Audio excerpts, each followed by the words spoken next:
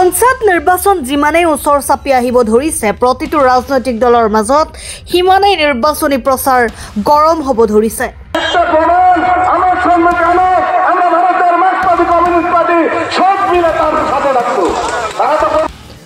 মাৰ্ক্সবাদী কমিউনিষ্ট পাৰ্টিৰ পক্ষত ভোট দিয়াৰ বাবে ৰাইজলৈ কাটৰ আহ্বান।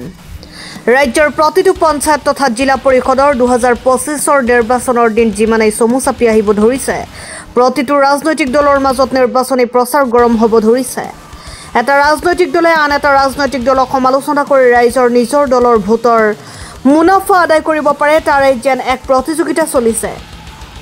এই ক্ষেত্ৰত পিছ পৰি থকা নাই মাৰ্ক্সবাদী কমিউনিষ্ট পাৰ্টিয়ে 8 নম্বৰ কলকাতা জিলা পৰিষদৰ মনোনীত প্ৰাৰ্থী শহীদুল ইছলামৰ নিৰ্বাচনী প্ৰচাৰ চলাবলৈ জনতা পঞ্চায়তত এক নিৰ্বাচনী প্ৰচাৰ চলাবলৈ আহি শহীদুল ইছলামৰ সমৰ্থকে AIUDF আৰু ভাৰতীয় জাতীয় কংগ্ৰেছ তথা বিজেপি দলক ক্ষুৰ্ধাৰ সমালোচনা কৰে। তেওঁ আৰু কয় যে প্ৰতিটো ৰাজনৈতিক দলে ৰাইজক মিছা প্ৰলোভনেৰে ক্ষমতাত আহিছে যদিও আজিলৈকে মাটিৰ পট্টাৰ পৰা আৰম্ভ কৰি ডি ভোটাৰলৈকে কোনো সমস্যা সমাধান কৰিব পৰা নাই। লগতে প্ৰবীণ সাংবাদিক চান মাহমুদ আহমেদে কয় যে মাৰ্ক্সবাদী কমিউনিষ্ট পাৰ্টিৰ নিৰ্বাচন হৈছে জনগণৰ সমস্যাক লৈ জনগণৰ মাজত যোৱা। এই নিৰ্বাচন চৰকাৰ গঠনৰ পক্ষত নাই, ইয়াতে আইন তৈয়াৰ কৰাৰ কথাও নাই, ইয়াতে কেৱল উন্নয়নৰ ক্ষেত্ৰত গুৰুত্ব দিব লাগিব। তেওঁ আৰু কয় যে মাৰ্ক্সবাদী কমিউনিষ্ট পাৰ্টিয়ে সদায় দুৰ্নীতিৰ বিৰুদ্ধে মাত মাতি থাকে, গতিকে এই দলৰ 8 নম্বৰ কলকাতা জিলা পৰিষদৰ মনোনীত প্ৰাৰ্থী শহীদুল ইছলামক ভোট দিয়াৰ বাবে ৰাইজলৈ কাটৰ আহ্বান জনায়। কলকাতাৰ পৰা মগগ্ৰুপ আলুৰ ৰিপোৰ্ট এনি লাইভ 24/7। কমিউনিষ্ট পাৰ্টিৰ পৰা প্ৰতিনিধিত্ব কৰিছোঁ। আমাৰ তেনেকুৱা পইচা পাতি নাই আৰু আমি নিৰ্বাচনত বেছি পইচা খৰচ নকৰোঁ, যাৰ ফলত বিভিন্ন বজাৰত পথৰ মাজেদি আমাৰ নিৰ্বাচনী প্ৰচাৰ চলাই আছোঁ। গতিকে ৰাইজে যথেষ্ট সঁহাৰি প্ৰদান কৰিছে, তেওঁলোকে আশ্বাস দিছে অহা নিৰ্বাচনত কমিউনিষ্ট পাৰ্টিৰ প্ৰাৰ্থী হিচাপে মোক তেওঁলোকে ভোটদান কৰিব। আৰু ইতিমধ্যে যিখিনি প্ৰাৰ্থী ইয়াতে আছে 4গৰাকী প্ৰাৰ্থী আমি ভোট আছোঁ। আৰু কংগ্ৰেছৰ যিজন প্ৰাৰ্থী তেওঁ ৰাইজৰ কোনো কাম কাজৰ লগত বিগত দিনত নাই। মই দীৰ্ঘ 35 বছৰ ধৰি মানুহৰ বিভিন্ন সমস্যাৰ লগত জড়িত হৈ আছোঁ। আৰু যিজন UDFৰ প্ৰাৰ্থী তেওঁৰো মানে প্ৰতিষ্ঠান বিৰোধী ঢৌ আছে। বিজেপিৰ প্ৰাৰ্থী ইয়াতে ভোট পোৱাৰ কোনো সম্ভাৱনা নাই। গতিকে এই নিৰ্বাচনত জয়ী হ'ম বুলি মোৰ এটা ধাৰণা হৈছে। ৰাইজে মোক আঁকোৱালি লৈছে, ৰাইজৰ সমস্যাৰ লগত যিহেতু মই আছোঁ সেইকাৰণে ৰাইজে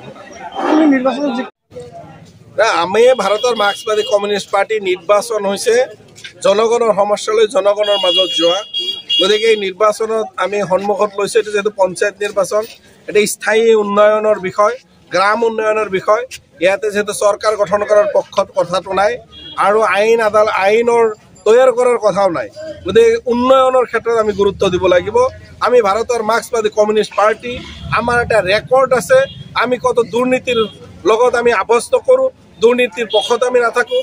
গতিকে আচলতে আমাৰ পঞ্চায়তবিলাকত যিমান পইচা আহে সেইটো যদি দুৰ্নীতিমুক্তভাৱে কাম হয় তেতিয়াহ'লে এই জনতা বজাৰত এই চ'ত মাহৰ দিনত এজাক বৰষুণতে আঁঠু পানী নহ'লেহেঁতেন। ইয়াতে আজি জনতা বজাৰত আমি য'ত থিয় হৈ আছোঁ ইয়াৰে পানী ওলাই যোৱাৰ কাৰণে এটা ড্ৰেইন সৃষ্টি কৰিব পৰা নাই। ইমান দিনলৈকে স্বাধীনতাৰ 75 বছৰলৈকে আমি ভোট দিছোঁ, এইটো হৈছে উদাহৰণ। গতিকে দুৰ্নীতিমুক্ত হ'ব লাগিব। আমি ভাৰতৰ মাৰ্ক্সবাদী কমিউনিষ্ট পাৰ্টি আমি দুৰ্নীতিৰ লগত আমি আপোচ নকৰোঁ, দুৰ্নীতি আমি নকৰোঁ। 2 নম্বৰ হৈছে আমি যি প্ৰাৰ্থী দিছোঁ পঞ্চায়ত নিৰ্বাচনত ইমান ৰাজনৈতিক কথা বাৰ্তাবিলাক নাই। আমি যি প্ৰাৰ্থী দিছোঁ দক্ষ প্ৰাৰ্থী, আৰু 4জন প্ৰাৰ্থী আছে, কংগ্ৰেছৰ প্ৰাৰ্থী আছে। এটা পৰিয়ালতেই বাৰে বাৰে ভোট দিব লগা হয় আৰু ৰাজনৈতিকভাৱে কিমান জ্ঞান আছে এইটো ৰাইজে বিচাৰ কৰিব। UDFৰ প্ৰাৰ্থীজন ইয়াৰ পূৰ্বেও তেওঁ জিলা পৰিষদ আছিল, তেওঁৰ উন্নয়নৰ চিনচাপ এটা পঞ্চায়ত আপোনালোকে সাংবাদিক মানুহ আমাৰ জিলা পৰিষদত ঘূৰি পেলাই আপুনি দেখাই দিয়ক যে তেওঁৰ উন্নয়নৰ চিনচাপ ক'ত আছে নেকি। তাৰ নিজৰ পঞ্চায়ত ঘৰত আমি কিন্তু থিয় হৈ আছোঁ, আমি কিন্তু উন্নয়ন দেখা নাই। তাৰ বিপৰীতে এজন দক্ষ আমাৰ সাংবাদিক শহীদুল ইছলাম, তেওঁ দীৰ্ঘদিন আগত মাষ্টাৰ ডিগ্ৰী লৈছে আৰু দীৰ্ঘদিন ধৰি তেওঁ মানুহৰ লগত আছে, মানুহৰ সংগ্ৰামৰ লগত আছে। বিভিন্ন অন্যায়ৰ বিৰুদ্ধে, দুৰ্নীতিৰ বিৰুদ্ধে বাতৰিৰ মাজেদি হওক বৌদ্ধিক বিকাশ কৰাৰ এটা চেষ্টা কৰিছে। গোটেই অসমৰ সাহিত্য পৰিষদৰ তেওঁ অন্যতম নেতা।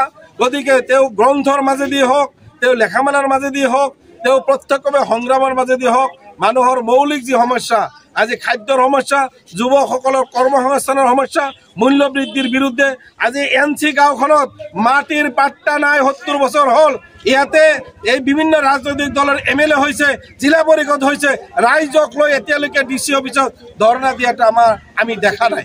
গতিকে মই ভাবোঁ যে অহা দিনত এটা দুৰ্নীতিমুক্ত দক্ষ জিলা পৰিষদ যাতে নিৰ্বাচন কৰে, আৰু সেইটো হৈছে শহীদুল ইছলাম। গতিকে ৰাইজক আমি ভোট দিবলৈ, শহীদুল ইছলামক ভোট দিবলৈ আহ্বান জনাইছোঁ। খবৰ মানে এনি লাইভ 24/7 আৰু এনি লাইভ ডিজিটেল।